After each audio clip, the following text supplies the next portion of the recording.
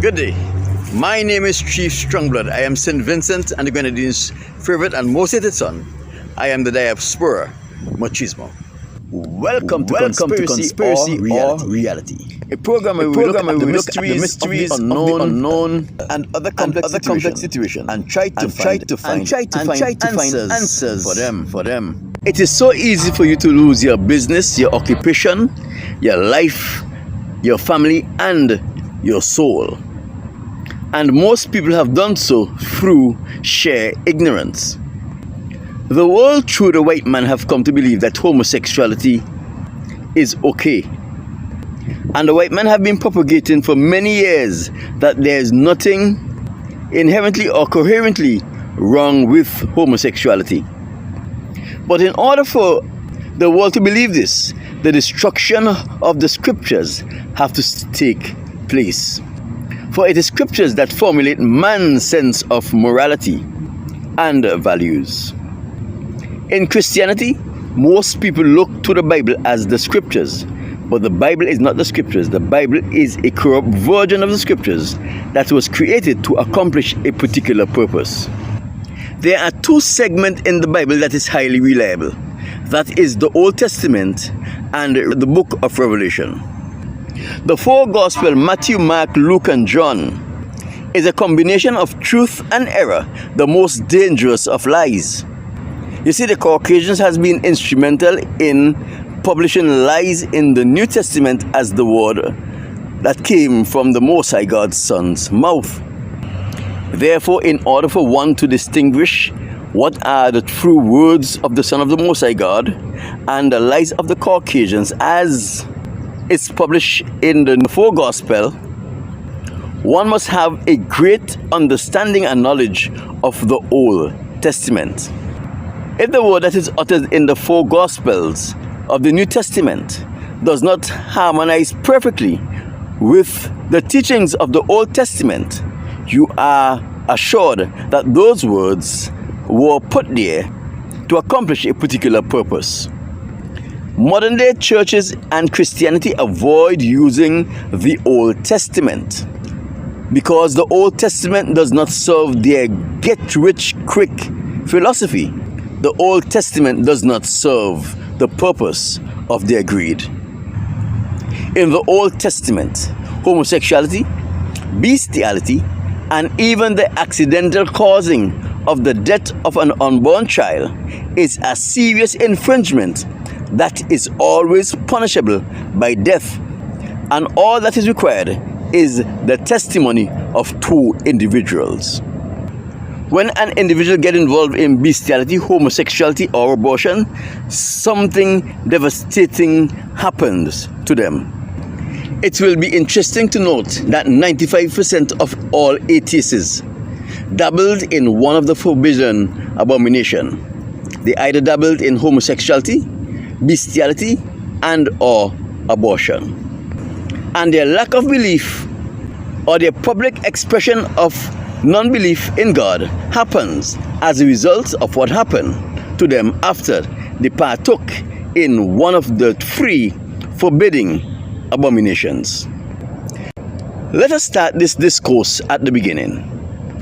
In the Old Testament of the Bible, in the book of Genesis chapter 3 verse 15, after man was deceived and he took actions that destroyed his relationship with his God, there was an exchange of words between the God of creation and the very first rebel, Satan.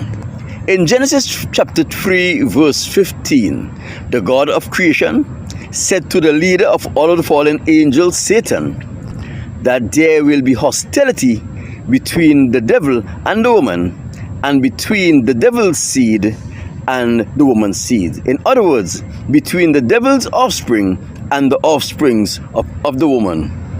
This means that from that time, Satan was going to have a nation or a group of people of his own upon the earth. In Genesis 6 verse 1 to 7, and in the book of Enoch chapter 7, 8, and 9, information is given there where angels cohabit with women, impregnate those women, and they had children on the earth. But this certainly was not the fulfillment of Genesis chapter 3 verse 15, because all of these children from the angels that cohabit with women were killed in the flood.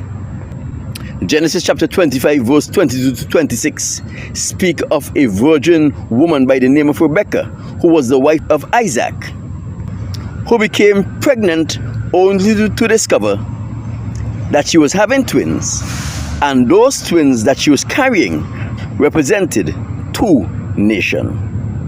In other words, Rebekah, who was a virgin and only knew one man, had twin boys that had two different fathers, which represented two different nations.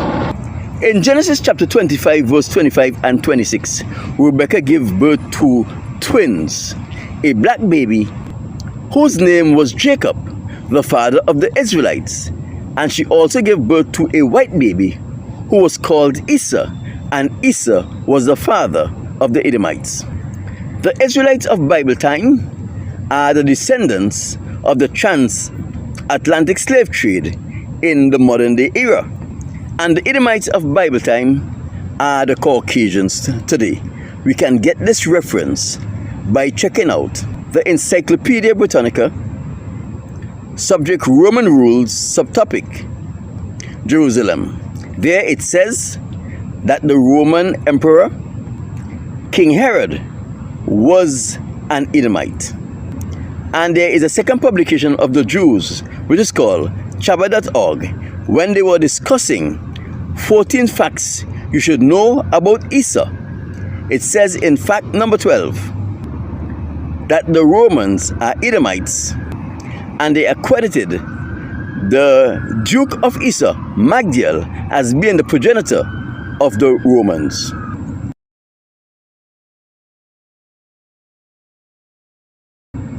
The Dukeship of Magdiel can be found in Genesis chapter 36.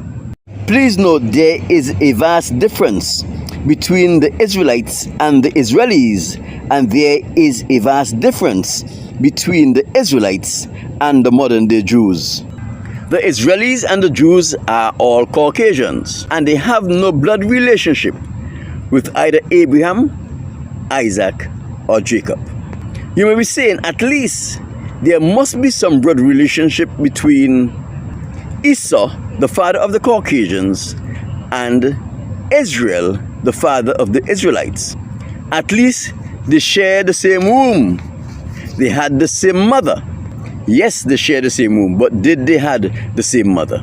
There are three terms I would like you to examine. The first term is surrogacy. The second term is artificial fertilization. And the third term is artificial insemination.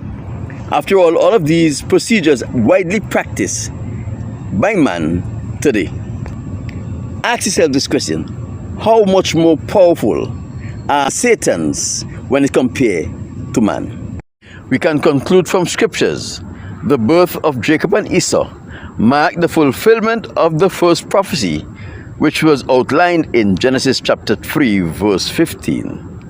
Jacob was the seed of the woman, and Esau was the seed of Satan.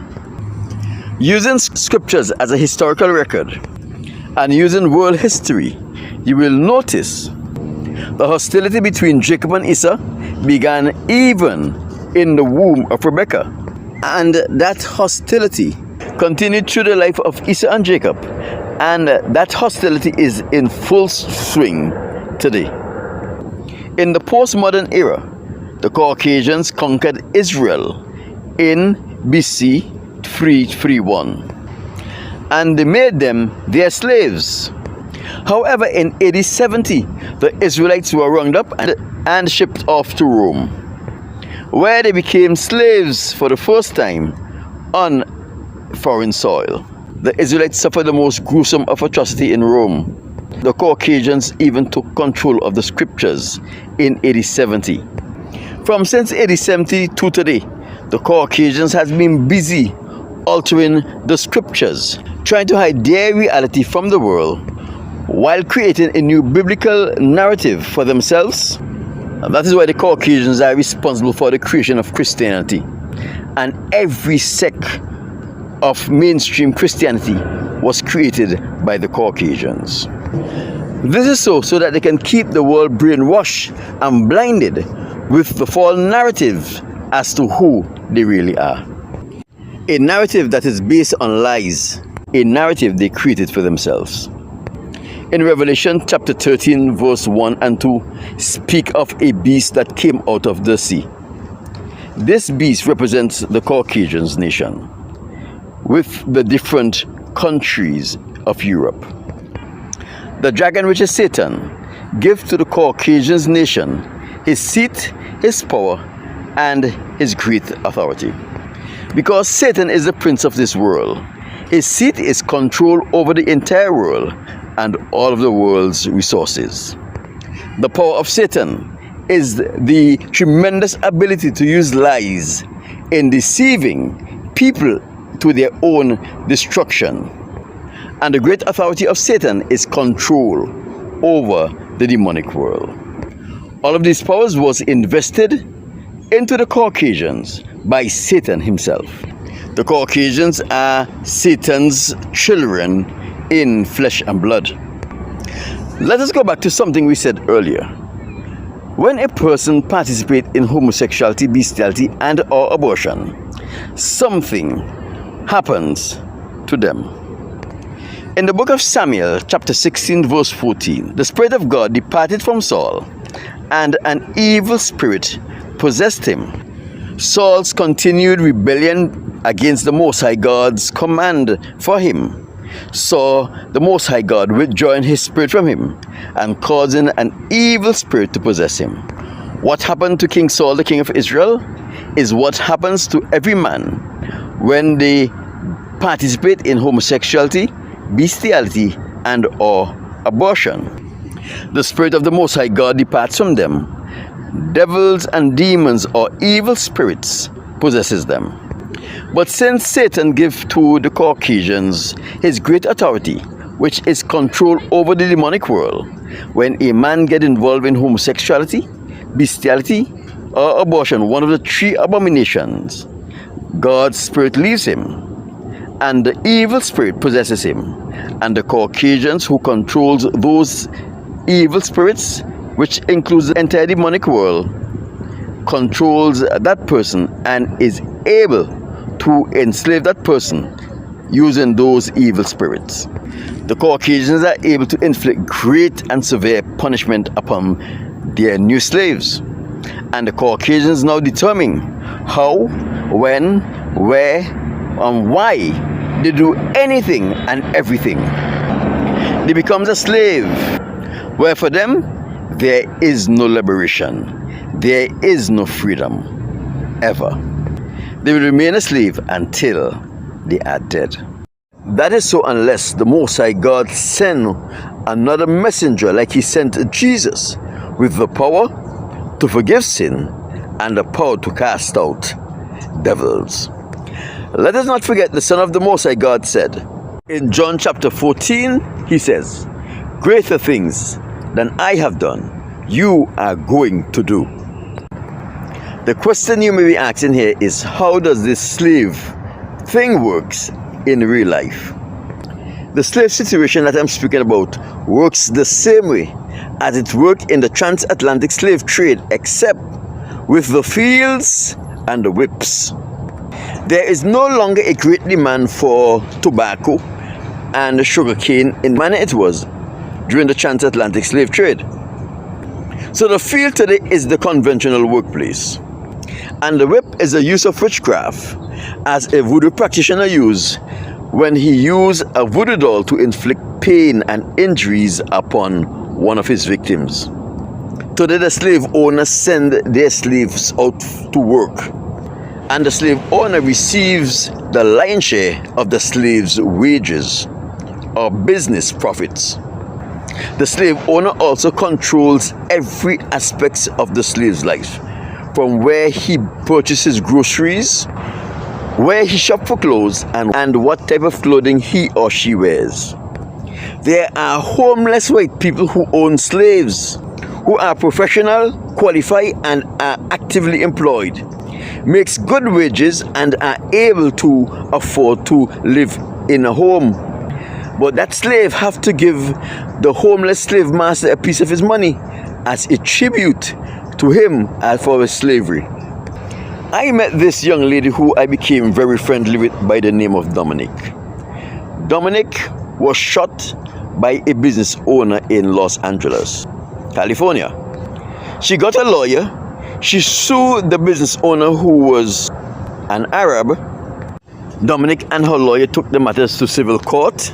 They won a judgment of about $20,000, and Dominic, he never saw a penny of that judgment. That is because her master took her 20 grand judgment for himself. Then he got her a job to drive the dash buses. If you come to Grand Park, you will find a homeless man there by the name of Ray. Ray pushes around a shopping cart with all of his belongings in that shopping cart. Ray does not own slaves himself, but he supervised about 15 African American slaves on behalf of Caucasians. These slaves, most of whom are unemployed, are sent out to do jobs, recycling and other things, and they have to give Ray a share of the money they make. On a regular, you can see Ray communicating with them and finding out what they did for the day and other things like that. This is normal in Los Angeles, California. In 2024, we saw the sad and inspirational story of Steve Harvey. My accountant died, and a girl that worked for him called my lawyer and said she had found on the floor all my tax forms for 7 years, signed and with the checks stapled to them. So I'm thinking they were cashing the checks, keeping the money, and not turning in the tax form for 7 years. How much money did that? I ended up owing $22 million with the penalties. In 2008, and so we need a tax payment plan. I took every comedy gig in this country. I signed every contract. I never missed a payment. And for 4 years in a row, I was sending $650,000 a month to the government, plus. Who was alleged to have his monies embezzled by his accountant. Monies which was dedicated for the payment of Steve Harvey's taxes over a 7-year period. It was alleged that Steve Harvey owed the government of the United States of America over $20 million plus penalties for the wrongdoing of his accountant. However, I am telling you that Steve Harvey's accountant did not mess up on his taxes. But Steve Harvey lost millions of dollars in his earnings because his master decided that he should have those earnings and Steve Harvey can go out and make more monies. How is it possible for thousands of athletes and performers who have made hundreds of millions of dollars to go broke after a few years in retirement? It is totally impossible. The fact is, their masters takes their monies and there is nothing they can do about it.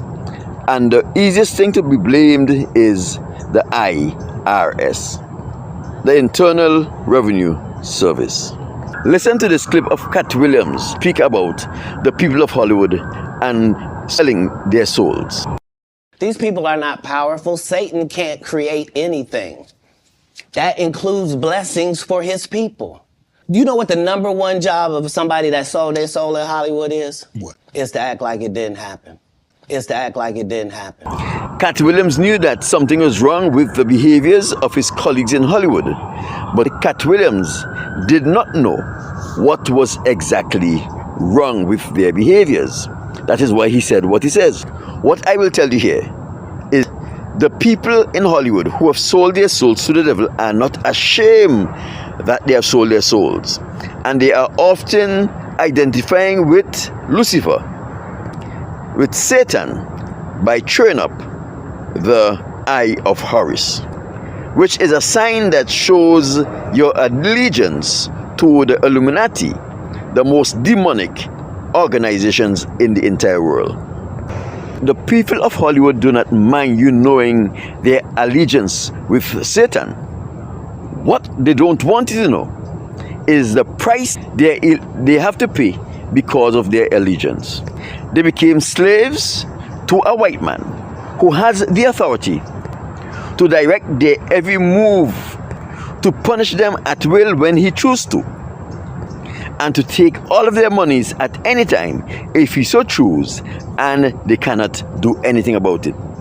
Because if they make a big deal, then they will be punished. And their punishment does not only come in physical pain, but some punishment comes with the shame and disgrace, such as that which was suffered by R. Kelly, Bill Crosby, and now Sean Puff Daddy Combs, all of whom were arrested and indicted. And in the case of Bill Crosby and Robert Kelly, also known as R. Kelly, were tried and convicted for some gruesome sexual predatory actions against women. Sean Combs was arrested and remanded in custody, and he is currently awaiting trial. Just imagine this. You have a very lucrative business, and your business is lucrative because of a few contracts that you have. The success of your business puts you and your family in a position where you can live a better life. Then someone come and demand you sell them the contracts that makes your business very lucrative. You do not want to, because you know selling these contracts will set your business back and will affect the quality of the life you have come to love and enjoy. Because a person has esoteric and demonic powers, you are forced to relinquish these contracts, look at your business suffer, and change the quality of life you have come accustomed to. This is what happened to the owner of the Securitas private security company in Los Angeles, California. Here in California, there are many security companies.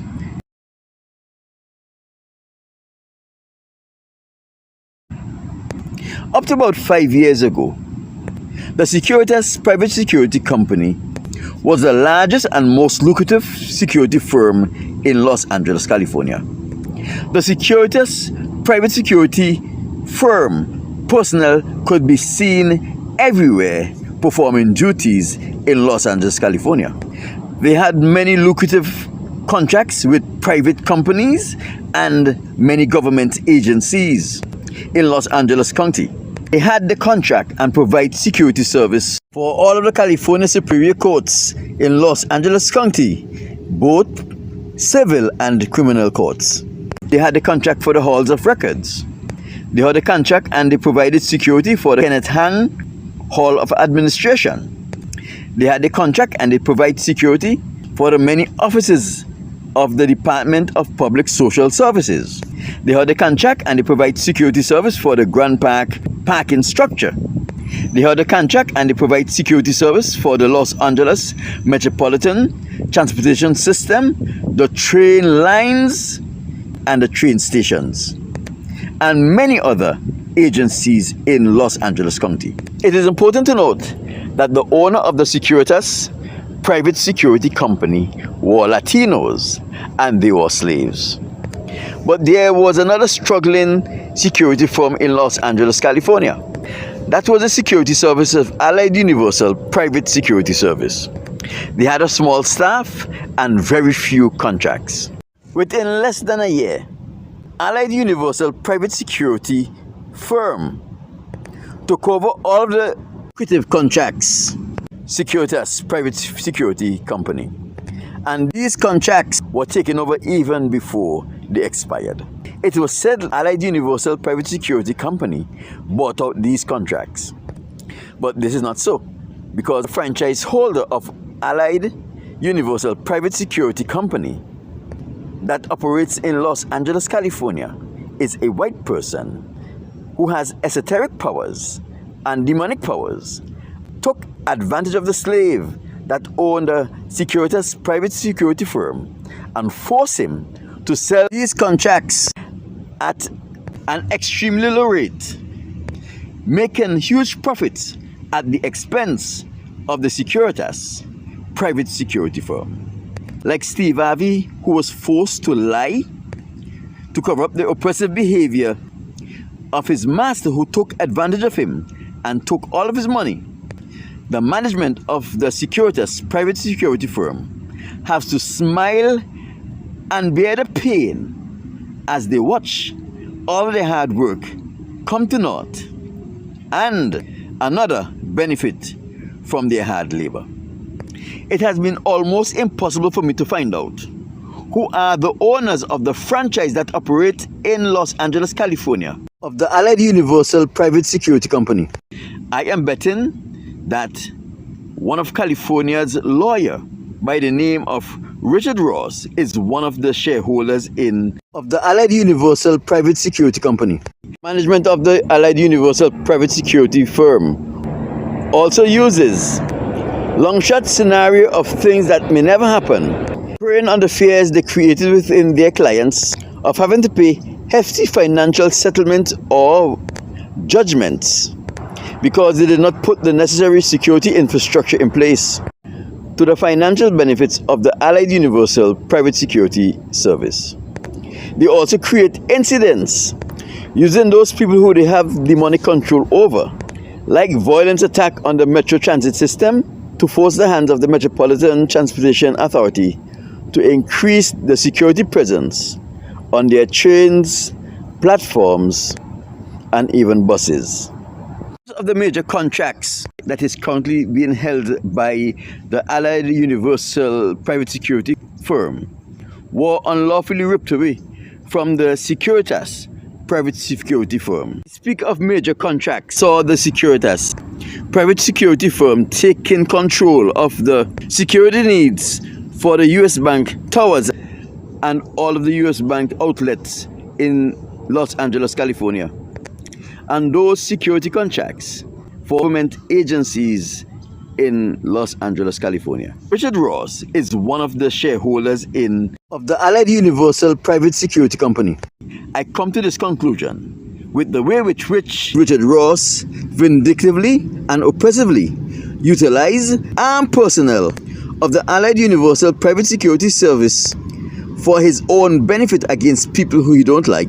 He uses that security service as his personal police force. Richard Ross also used the armed personnel of the Allied Universal Private Security Company to try to pressure people who refuse to get involved in homosexuality, bestiality, and abortion to getting involved in such and thus becoming the white man's slaves. He also used those armed security personnel from the Allied Universal Private Security Service to keep the slaves in their places and to make other slaves apprehensive about what they do and the things they see in public.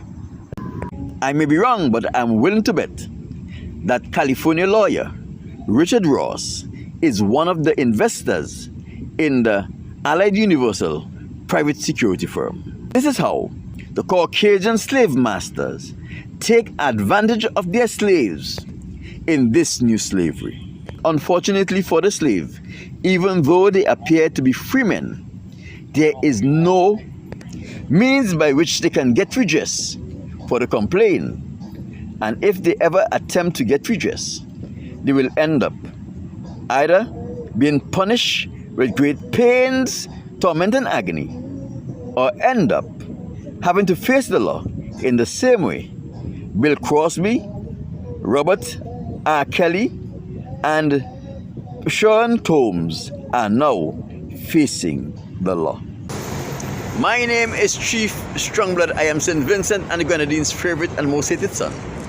I am the diaspora machismo.